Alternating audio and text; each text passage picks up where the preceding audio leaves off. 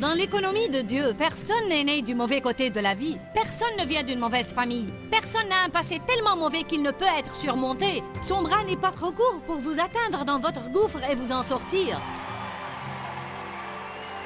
Restez avec nous dans Jouissez de votre vie.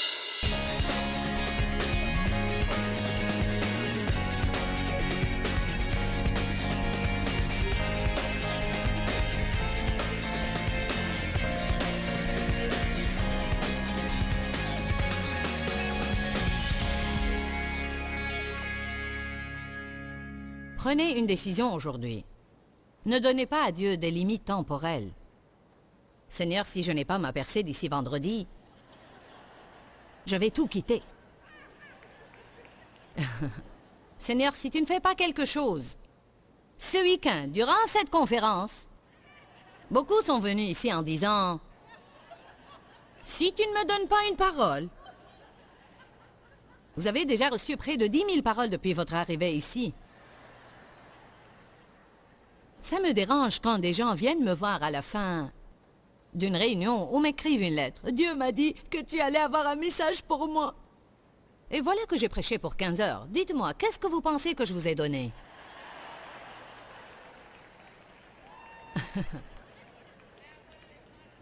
Je veux dire, peut-être vous êtes venu aujourd'hui simplement pour entendre. Allez chez vous et persévérez avec une bonne attitude.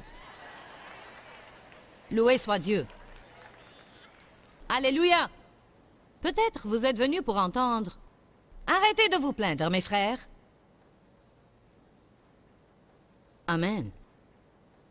La patience n'est pas dans l'attente, mais comment vous vous comportez durant l'attente. Je ne sais pas pour vous, mais ceci m'a énormément aidé il y a des années de cela quand je l'étudiais. Je pensais que l'attente était simplement supportée et endurée. Je peux faire cela, loué soit Dieu. Finissons avec cela, Seigneur. Et puis, j'ai découvert que je n'étais pas patiente du tout parce que j'avais toujours une mauvaise attitude. C'est comme quand Dieu m'a dit, la soumission n'est pas quelque chose qu'on fait, mais c'est une attitude du cœur. Alors quand Dave me demandait quelque chose que je ne voulais pas faire, je faisais des grimaces dans son dos.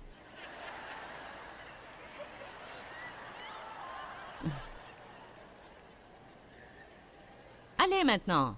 Oui, chérie. En réalité, faire simplement ce qu'il me disait de faire ne veut pas dire du tout que j'étais soumise, parce que c'était mon attitude qui était le problème. Quelqu'un devrait applaudir parce que je prêche bien aujourd'hui.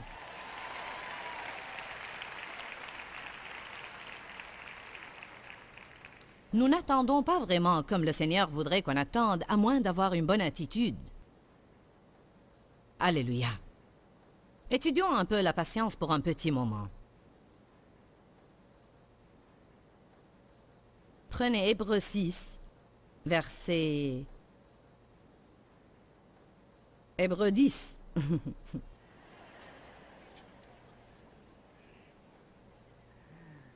Verset 36. Vous avez besoin de constance, de patience et d'endurance.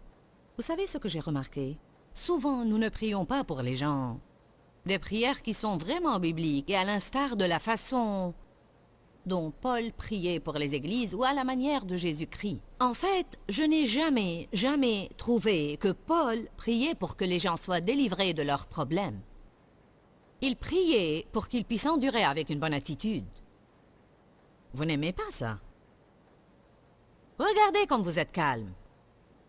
Paul a prié qu'il passe à travers et soit constant et non pas renoncer et tout lâcher, qu'il puisse ne pas se lasser à faire le bien et qu'il puisse endurer tout ce qu'ils rencontreront avec une bonne attitude et qu'ils puissent avoir de la miséricorde et cheminer dans l'amour et que leur amour puisse s'épanouir et grandir. Il n'a pas simplement imploré « Oh Dieu, délivre-les de tous ces problèmes. Dieu, que leurs affaires prospèrent, donne-leur une meilleure position. » Je crois que nous sommes devenus extrémistes dans notre société. Oui, certainement, Dieu veut que nous soyons prospères. Il ne veut pas donner toutes les choses qu'il a aux pécheurs. Les trésors des pécheurs sont amassés pour les justes. Oui, Dieu veut que l'on prospère. Amen. Je ne veux pas d'un groupe de personnes qui n'aiment pas que je possède des choses. Je veux les donner à mes enfants.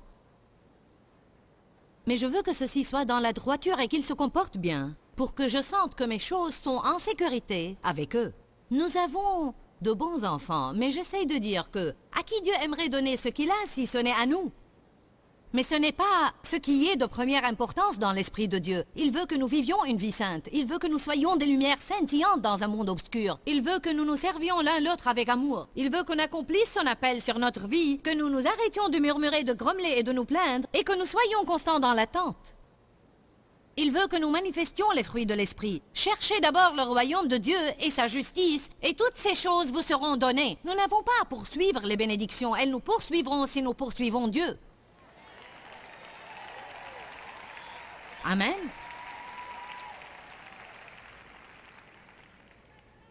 Vous avez besoin de constance, de patience et d'endurance pour que vous puissiez faire et accomplir toute la volonté de Dieu et ainsi recevoir, bénéficier et jouir totalement de la promesse. Quand est-ce que je recevrai l'accomplissement de la promesse? Quand j'aurai accompli la volonté de Dieu. Et comment je vais accomplir toute la volonté de Dieu? À travers la constance, la patience et l'endurance. Il dit encore peu de temps. La Bible amplifiée dit bien peu de temps. Le temps est plus court maintenant. Celui qui vient arrivera et il ne tardera pas. Verset 38. Mais comment vivra le juste? Le juste vivra par la foi. Quelles sont quelques-unes de nos tentations durant l'attente? Nous sommes tentés. Durant l'attente, nous serons tentés de renoncer. C'est probablement la première tentation majeure de tout lâcher et d'arrêter de croire en Dieu, de devenir négatif et commencer à dire des stupidités, de devenir plein de ressentiments parce que nous ne recevons pas ce que nous voulons quand nous le voulons, et de devenir en colère contre Dieu ou contre les personnes qui ont déjà reçu leur percée. Nous sommes tentés de devenir difficiles à contenter, soupolés, quand les choses ne vont pas comme on veut, et jaloux de ce que les autres ont et qui ont été patients et reçoivent maintenant leur héritage. C'est tellement stupide d'être jaloux de quelqu'un parce que s'il vit dans la manifestation de sa percée, c'est parce qu'il a déjà fait ce que Dieu essaye de nous faire faire. Amen. Il y a un endroit où j'allais pour un certain temps pour du travail et pour communier avec les autres. C'est drôle comme parfois nous pouvons penser que les gens nous apprécient et puis nous découvrons que non. Au moins tous étaient gentils devant moi. Puis récemment quelqu'un m'a dit qu'il était dans cet endroit. Et il a dit, par hasard pendant que j'étais assis là et personne ne savait que je te connaissais, tu es devenu le sujet de conversation. Eh oui, cette Joyce Meyer, elle vient ici. Et puis ils ont continué à parler de la voiture que je conduis et des habits que je mets. Et ils en rajoutaient et en rajoutaient. Elle prend probablement toutes ces offrandes que les gens donnent et puis elle achète avec toutes les choses qu'elle a. Et la dame qui me connaissait était en fait la belle-mère de ma fille. Et alors, elle leur a dit, « Ah, excusez-moi, vous ne connaissez pas les faits tels qu'ils sont. En réalité, vous ne savez même pas de quoi vous parlez. » Et leur réponse était, « D'où on vient, les prédicateurs sont tous pauvres. » N'est-ce pas stupide? Aimeriez-vous que je vous mène à la pauvreté et la misère?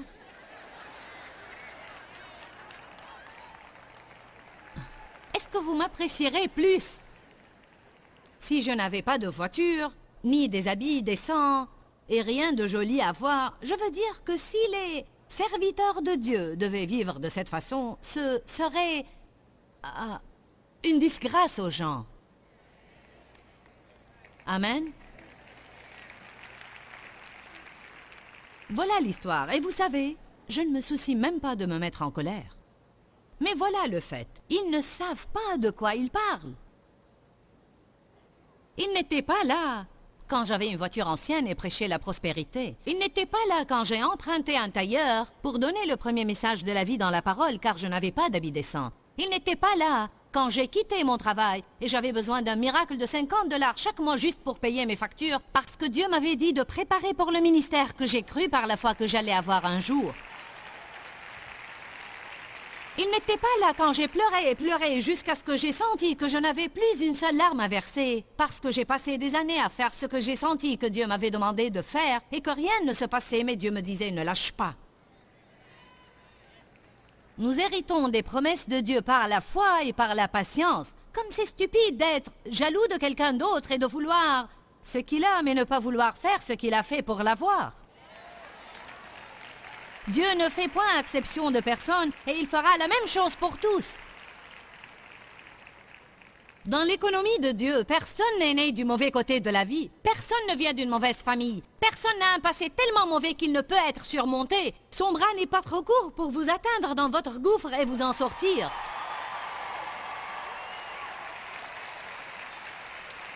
Ça n'a rien à voir avec Dieu qui choisit des favoris. C'est en rapport avec l'obéissance, la constance, l'endurance et le refus de lâcher et faire les choses à la manière de Dieu, que ça nous plaise ou non. Amen.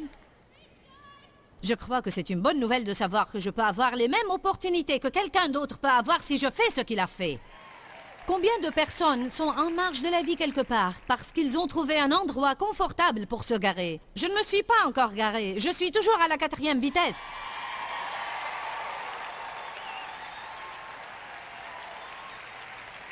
Je vous dis que j'ai passé par un temps d'épreuve très dur l'année passée parce que j'étais fatiguée, esquintée, à plat, frisant le surmenage à faire la même chose année après année après année après année après année et j'ai dû prendre une décision. Est-ce que je me gare? J'ai un bon ministère. Pas besoin d'ouvrir de nouveaux bureaux quelque part d'autre. Pas besoin d'en faire plus et de me fatiguer. Pas besoin de continuer plus loin. Je vais m'asseoir et bercer mes 8 petits-enfants. Mais vous savez quoi? Je ne peux pas faire ça et être heureuse. Je dois continuer à persévérer jusqu'à ce que Jésus vienne me prendre. Amen. Tout le monde veut faire de grandes choses pour Dieu, mais pas tout le monde veut payer le prix. Amen. Ne te gare pas quelque part avec toutes les autres personnes qui veulent simplement vivre une vie facile, mais il faut persévérer, persévérer à faire tout ce que le Seigneur vous a appelé à faire, et par la foi et la patience, vous recevez les promesses de Dieu. Ecclésiaste 7, verset 8 dit « Mieux vaut la fin d'une chose que son début. Mieux vaut la patience de l'esprit que la prétention. » Que fait un homme prétentieux? L'orgueil nous fait penser qu'on devrait avoir les choses avant le temps de Dieu. Je mérite ceci maintenant. Non, dans le temps opportun. Qu'est-ce que le temps voulu et le temps opportun? C'est le temps juste de Dieu. C'est quand le Seigneur sait qu'on est prêt et non pas quand on pense qu'on est prêt. Amen. On supplie Dieu de nous montrer la personne qu'on doit épouser. Et s'il nous l'a montré maintenant, ce ne serait pas mieux que vos autres efforts. C'est comme la dame qui est venue dire à notre pasteur « Je vais me marier ce week-end pour la 7e fois. Et je veux que tu pries pour moi, pasteur, que cet homme soit finalement celui qui me traitera bien. » Il lui a répondu « Tu sais, il t'est jamais venu à l'esprit qu'il y a un seul dénominateur commun entre tous ces mariages et c'est toi? »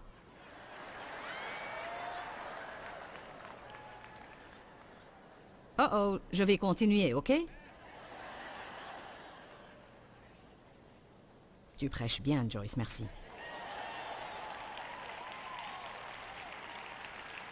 Nous parlons d'être dans le contentement et la satisfaction. Jacques chapitre 1.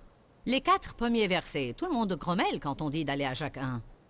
Il dit « Tenez pour une joie suprême, mes frères, d'être en but à toutes sortes d'épreuves et de tentations. Vous le savez, bien éprouvé, votre foi produit la constance, la patience et l'endurance. » Comme je dis fréquemment, les épreuves ont engendré en moi beaucoup de choses avant d'en arriver à la patience. Mais toutes ces choses doivent avoir lieu parce que nous ne commençons à nous connaître vraiment que dans les moments difficiles. Nous ne savons pas vraiment combien de fois on a que quand les choses ne se passent pas comme on veut. Et parfois nous pouvons penser que nous sommes de grands hommes de foi, loué soit Dieu. C'est facile de dire à tout le monde, fais confiance à Dieu. Donne-lui tes soucis, alléluia. Jusqu'au moment où vous avez le même problème et vous dites « Ah !» Puis quelqu'un vous dit « donne-lui tes soucis » et vous avez envie de le gifler. Vous savez combien je déteste quand quelqu'un vient me prêcher un de mes sermons?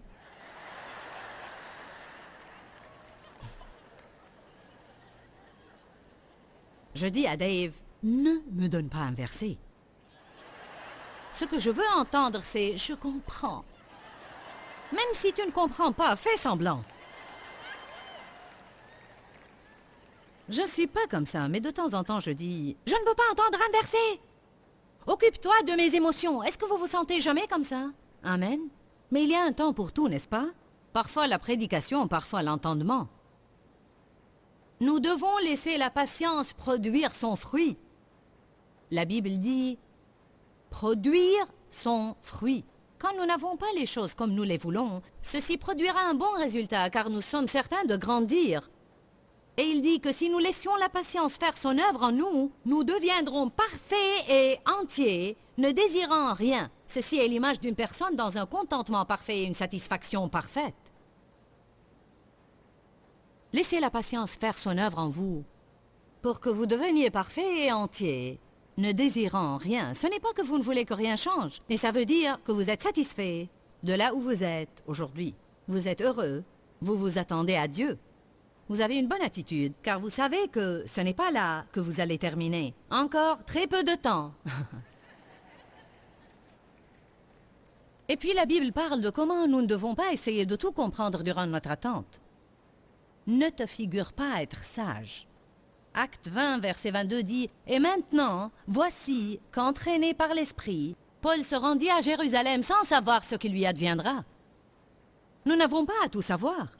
Dieu a appelé Abraham à aller à un endroit qu'il ne connaissait pas, sans savoir ce qui lui adviendra. Et dans Hébreux 11, 8, il est écrit « Abraham partit obéissant à l'appel de partir, ne sachant où il allait. » Personnellement, j'étais une de ces personnes qui sentaient qu'elle devait toujours tout comprendre, et c'était parce que j'étais très indépendante et ne dépendais que de moi, même pour subvenir à tous mes besoins. Il y a beaucoup de raisons à cela. Grandir dans l'abus sans recevoir l'aide dont j'avais besoin.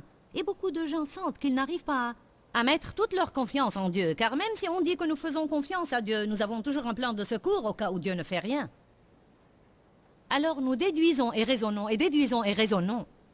Comme Proverbe 3, 5, 7 est merveilleux. Est-ce que nous pouvons y aller pour le lire ensemble maintenant? Proverbe 3, versets 5 à 7. Comment pourrais-je être satisfaite si je pense que je dois tout comprendre et avoir des réponses à tout?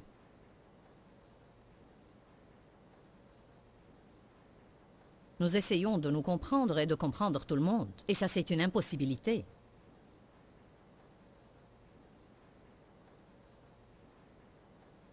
Verset 5. Appuie-toi, repose-toi, et mets ta confiance dans le Seigneur de tout ton cœur et avec tout ton esprit. Et ne te remets pas à ta propre intelligence et à ton propre entendement. Verset 6. En toutes tes démarches, reconnais-le, et il te montrera comment agir et aplanira tes sentiers. Verset 7. Ne te figure pas à être sage. En d'autres termes, ne pense même pas que tu es assez intelligent pour comprendre ce que Dieu fait.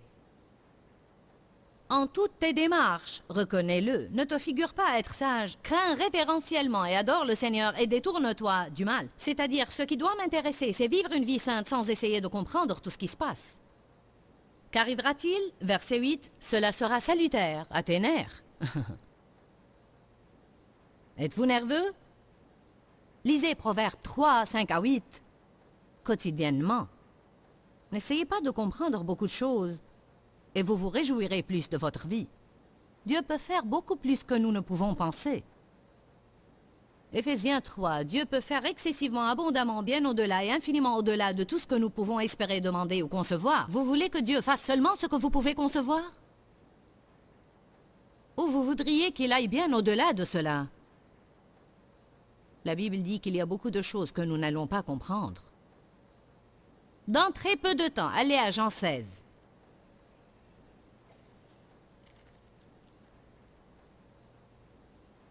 Jean chapitre 16, verset 16. Dans peu de temps, vous ne me verrez plus, puis peu de temps après, vous me reverrez. Alors quelques-uns de ses disciples se dirent alors entre eux, « Qu'est-ce qu'il nous dit là? Dans peu de temps vous ne me verrez plus, puis peu de temps après vous me reverrez. » Verset 18. Que signifie ce peu de temps? Nous ne savons ni ne comprenons ce qu'il veut dire.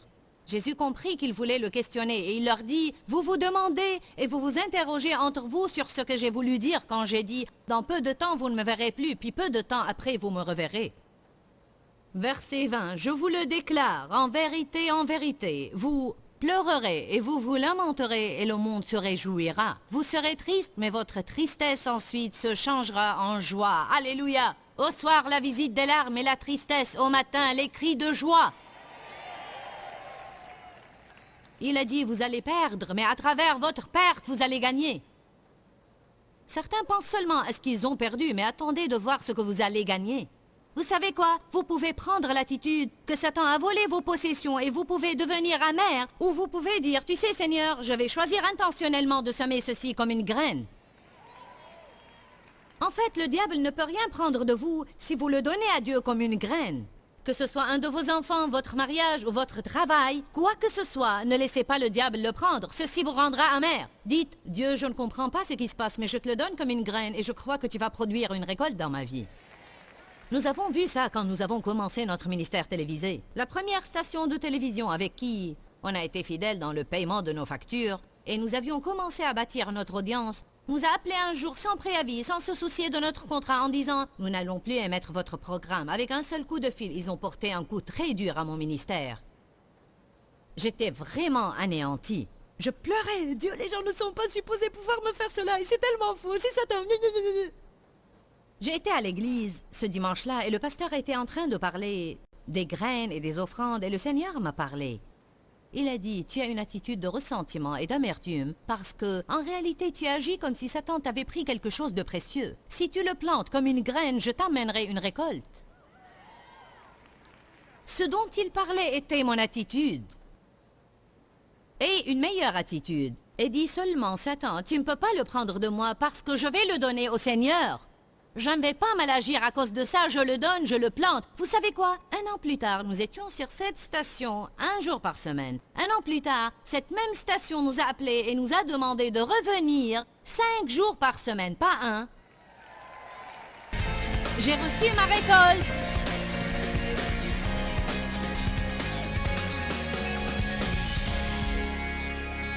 Nous avons abordé aujourd'hui un sujet que nous avons tous dans notre vie et c'est qu'on est toujours en hâte. Mon message aujourd'hui est intitulé « Je suis pressé, mais Dieu ne l'est pas » et c'est la vérité absolue.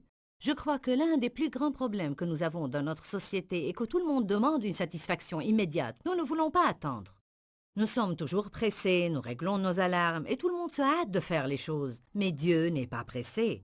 Dieu a toujours un bon plan pour notre vie et il va l'accomplir au moment qu'il choisit. Alors nous pouvons nous reposer et laisser Dieu être Dieu dans notre vie. On parlait du contentement et de la satisfaction.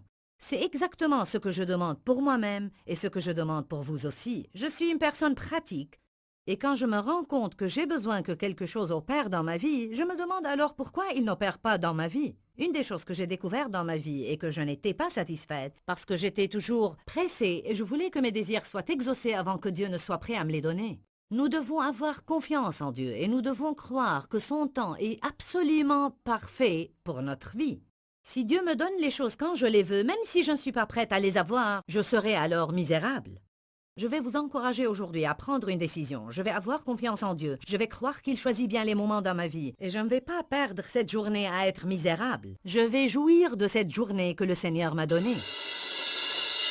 Pourquoi Seigneur, pourquoi? Dans ce livret, Joyce Meyer nous enseigne à travers la parole comment être délivré de la confusion. Pour obtenir ce livret gratuitement, écrivez-nous à Joyce Meyer, boîte postale 40095-6300 Larnaca, Chypre. Ou bien visitez notre site web www.joycemeyer.org/fr.